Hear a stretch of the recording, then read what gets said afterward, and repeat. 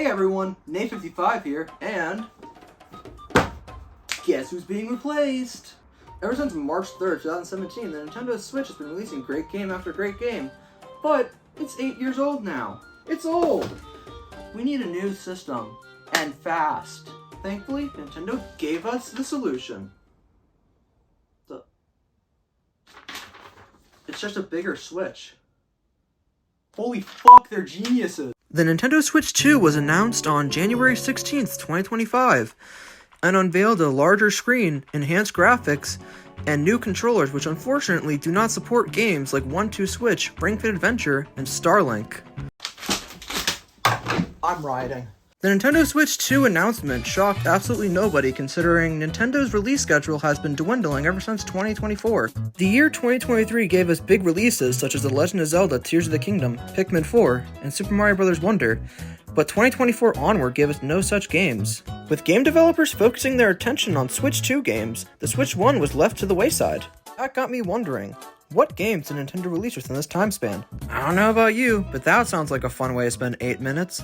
So today, I'm going to be going over what Nintendo has released within the time span of January 1st, 2024 and March 31st, 2025. Well, without further ado, let's look at the Switch's dying breath of the last year. Nintendo started their 2024 year with another Code Recollection. I haven't seen many other people talk about these remakes, and that surprised me considering their quality. I can understand why many people haven't talked about this, considering it's a visual novel. I was pleasantly surprised by this game and its story, and would highly recommend it. I honestly have not much to say about this game, which isn't reflective of its quality. It's just hard to talk about this game without spoiling anything. Next up is the Mario vs. Donkey Kong remake that came out in February 2024. This is a fun little remake of a platformer from the Game Boy Advance. I enjoyed my time with this game, and especially enjoyed the new worlds that they added. It's a fun 2D platformer, but I can't say it held my attention for too long. Even with its new content, it only took me like 10 hours to beat.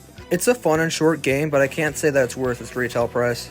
Next up, we have Princess Peach Showtime, which honestly is a real disappointment to me. It's had the opportunity to bring Princess Peach into the limelight, but it kind of soiled it and just gave an alright game.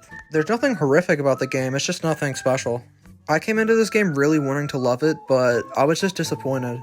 It's a shame because it was made by the same people that made Yoshi's Woolly World and Kirby's Epic Yarn. Unfortunately, I can't see myself recommending this to anyone. I honestly hope Nintendo takes another swing at making a Princess Peach game. It has a real opportunity to be good. Anyway, the next game Nintendo released is Endless Ocean Luminous. Unfortunately, this game is another disappointment for Nintendo, not living up to the standards of the original two. I honestly find that disappointing considering we've waited over a decade for a new Endless Ocean game. Thankfully, a game that did live up to its expectations was Paper Mario: The Thousand Year Door.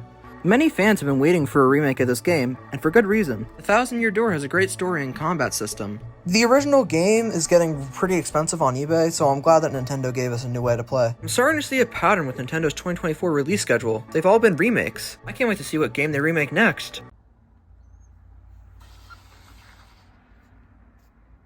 Okay, maybe I can wait. Dumb release, but it's alright, I guess. I hope the next release isn't dumb too.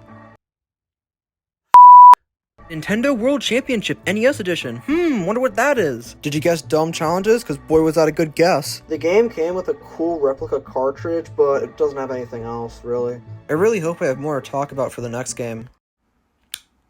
So a visual novel. Jokes aside, this game really is a good detective game. Emio the Smiling Man went for a more darker tone compared to the other Famicom Detective Club games, and I like that a lot more. I honestly hope they make another Famicom Detective game for the Switch too. Next up, we have The Legend of Zelda Echoes of Wisdom. Echoes of Wisdom is a new 2D Zelda game using The Legend of Zelda Link's Awakening remake art style. I thought this was a really fun game, and I love the echoes that you could place. I can understand why other people might not like this game, because most of the puzzles are open-ended and have multiple solutions. I personally loved this game and thought it was a great new 2D Zelda game. I will admit though, some of the water puzzles are a bit frustrating. Next up, we have Super Mario Party Jamboree. Super Mario Party Jamboree is my favorite Mario Party on the Switch. I personally didn't like Super Mario Party's use of the motion controls, and thought that Mario Party Superstars had a lack of content. I love all the modes that it adds, and the 7 boards.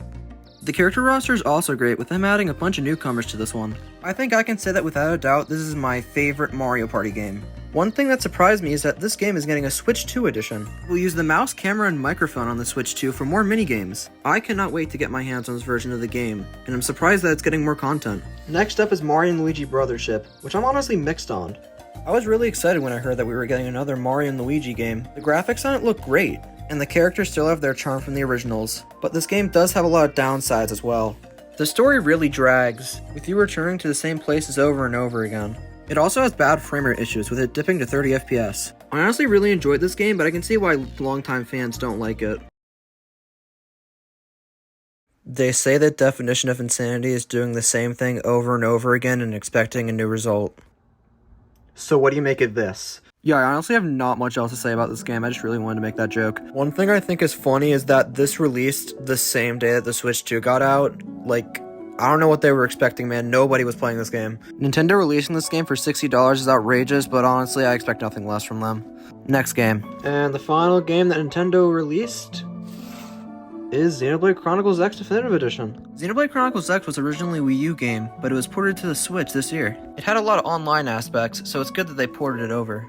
They added improved graphics and made it so that you don't have to use the Wii U gamepad to play the game. I'm a big Xenoblade fan, but I've never played Xenoblade Chronicles X, so when they announced that this was getting a definitive edition, I was really excited. The gameplay was just as well tuned as any other Xenoblade game, and allowed you to ride mechs called skells. These skells can be used to traverse the open world. When I played this game, I was surprised to see that the open world was a lot like The Legend of Zelda Breath of the Wild. This all made sense when I figured out that Monolith Soft, the creators of Xenoblade Chronicles, helped make The Legend of Zelda Breath of the Wild. Overall, I love my experience with this game, and would play it again. And with that, we've gone over every single Nintendo game released within its last year. With the Nintendo Switch 2 coming up, most of the games were remakes, or games with lower budgets. Regardless of that, I still enjoyed a lot of these games, and it didn't feel like the Switch was about to die. So, considering the Switch 2 costs a king's ransom, or around $450 USD, I'm going to start replaying some of these games. What's up? Oh. I guess I forgot Nintendo published Fitness Boxing. What the hell.